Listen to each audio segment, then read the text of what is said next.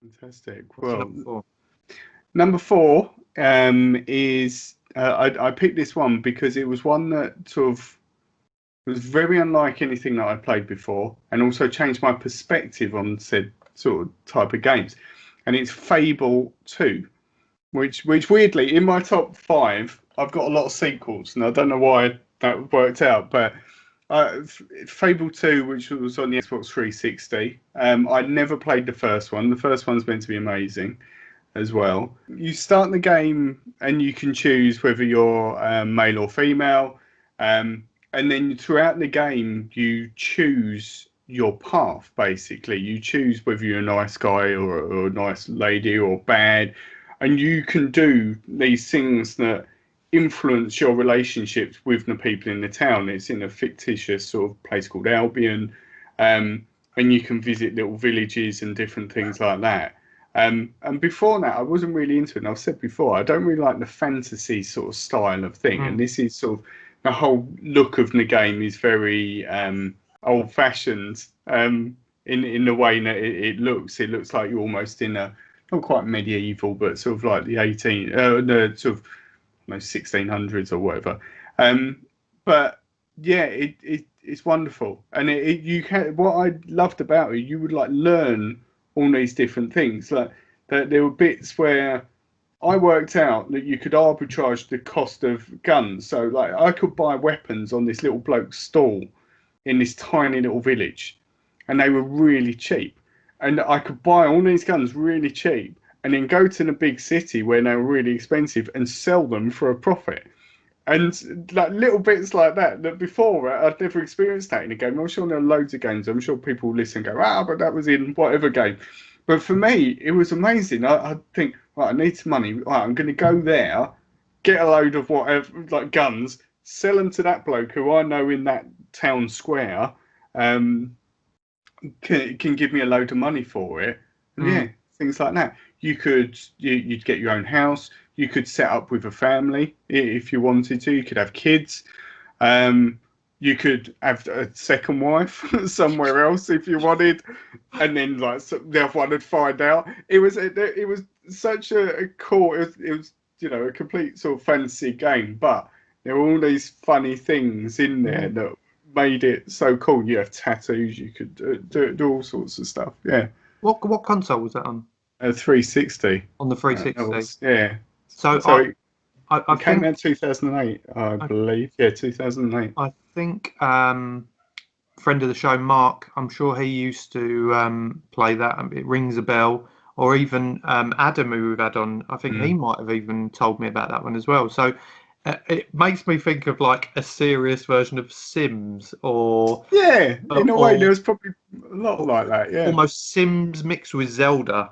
That's yeah. what it makes me think of. Because Zelda, I mean, I always wanted to. I never actually had one we always used to play. I'm sure it was Zelda on the Game Boy used to be like one of the best games, and then there was a version of it maybe on the 64 that was like the one that took off. Yeah. And again, that sort of style of game, although there's a bit more fighting involved and stuff. Although Zelda didn't really have the Mm. choice of being bad, which is obviously the Yeah. flip side of it. But I feel like there's a few games that I'm familiar with that. I mean, I probably wouldn't have played Fable because it wasn't the type of game I was into at that Oh, time. But the more I think about it, the more I think, God, I'd probably quite like I'd that really now. enjoy it. I started playing it. The reason I got into it, and the time I was working in recruitment, but for the games industry. So Why did you sort of, leave? well, exactly. They asked me to leave. Unfortunately, the industry wasn't going very well at the time, um, sadly. But yeah, it was sort of the game had came out, and one of my colleagues, sort of Lisa, was playing it, and every day she would say to me, "Oh, what about this? No, this happened?" Or, "Oh, it's so cool, this happened." And after having loads of those conversations, in the end, I thought, "Well, I'm getting this. This sounds good." Like my curiosity is sparked now, Mm. and yeah, never looked back. And yet, like learning how to, I think I became a blacksmith at one point, and you're there, and you have to practice like hitting these swords to make these swords and stuff like that. And it's so monotonous. Like you had to do these things, but it was so cool because you was just in this world. And so I played 3 afterwards, which was had really mixed reviews, but I really enjoyed it. And that sort of took the good and evil thing even further because it gave you like moral dilemmas. It was I think something like the town needs money for the services or whatever, but to get the money you have to sacrifice this really picturesque area to set up a mine. And like people would be moaning they wanted money, and then you're like, oh, go on then, let's build this mine or whatever. And then this little beautiful like lake area is then just completely trashed, and then everyone hates you because you've ruined their thing. You're like, well, I gave you the money you wanted. Was it play online or was it purely? I don't believe so. As far as I remember, no, it was just sort of play story mode. I think, yeah. No, it sounds really good, and I love them. I mean, a modern day, I say modern day. This is probably out before then, and still going on now. Is like GTA, just a more violent version of that free roaming. Oh yeah, definitely. It had parallels to free that. roaming aspect and choosing a path and choosing how you do things. Yeah, they're still as games are still available. Like Fable 2, I've got 2 and 3 sitting on my Xbox account because they're ones that sometimes come up on the sort of Xbox Live Gold and whatever they give them away, but they are exclusive to that console because Lionhead was the studios that make it, but I believe that Xbox or Microsoft own Lionhead, so that hints. But yeah, absolutely love it. But what's your number 4? So my number 4 is another game that I was thinking of actually was gonna be Street Fighter 2. The reason I've not picked Street Fighter, and I'll tell you what my choice is there's a bit of a long-winded story here. I love Street Fighter 2, but my problem with it is when I was, I can't even remember how old I was when I had this game, but I was young. I must have been when you hear what happened with this story. I had a friend over to play and from school, and I remember I was a little bit cheeky and I got told off. Yeah.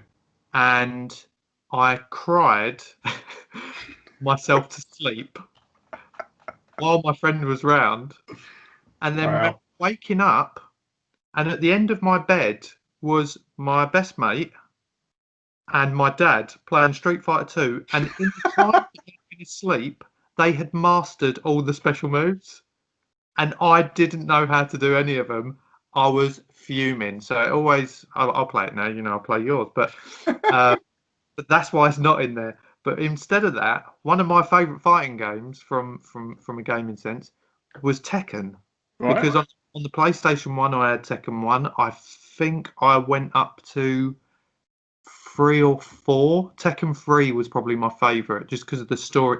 What I liked about it was the gaming was awesome, and the fighting, it was almost, I don't know, the camera angles at times were really cool as well. The way they'd done it, you could throw someone and you go off in all different angles. The move combinations and things like that were really good. I mean, it was kind of the next level to, the Street Fighters and Mortal Kombats of the earlier days. But also in the actual story mode, if you picked a character to try and see it through, there was a story to it as well with each character, which meant it wasn't just a standard, you pick a character and then you fight someone. There was a backstory to it, which I really liked, and it followed on through the games. Couldn't remember any of the characters. It's been a long time. It's not a game that I necessarily play now, but if we're talking about our games that have kind of meant something to us in our top, it was one of the best games. I don't know if you ever had it. I believe I had it on the PlayStation as well. But for me, all of those games, and Street Fighter 2 is naturally in my top 5. All the other ones, I just loved with Street Fighter, like you're there, like your opponent's there, and you're fighting it way, and adding that weird sort of like dimension that a lot of the newer ones sort of Tekken that, and I think it wasn't. Am I thinking of Tekken or Virtua Fighter that was sort of like polygons? I think it's Virtua Fighter. I'm thinking of like the characters looked a bit off. Yeah. But yeah, I never really took to the other ones. They're ones that I play and enjoy, but I never really.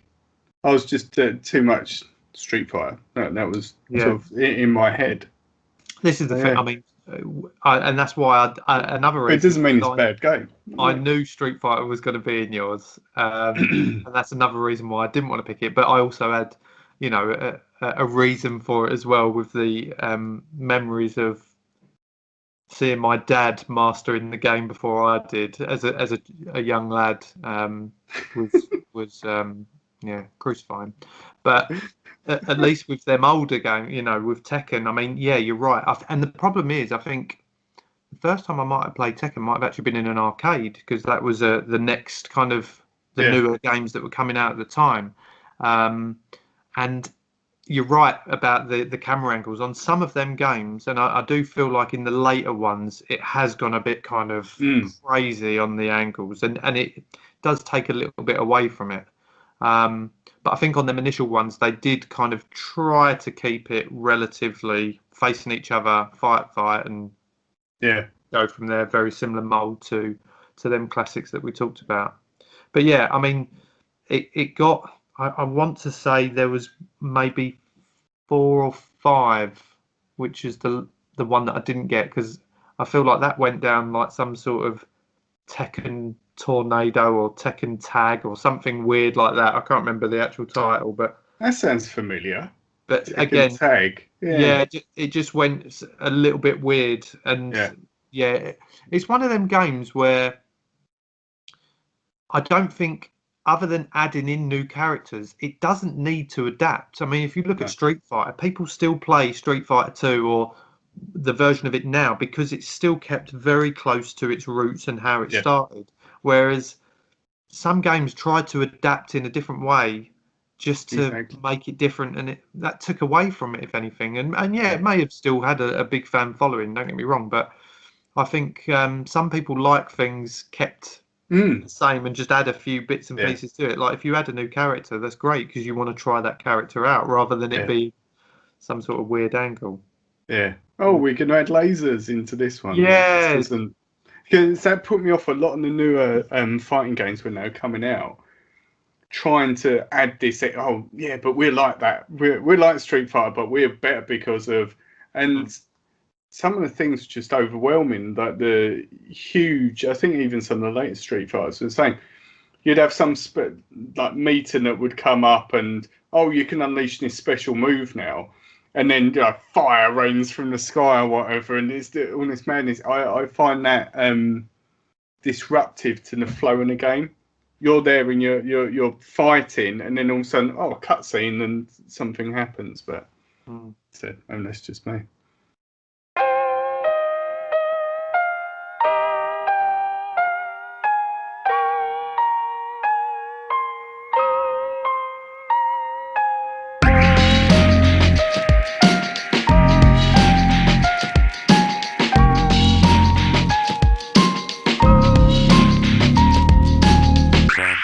Listening transmission over.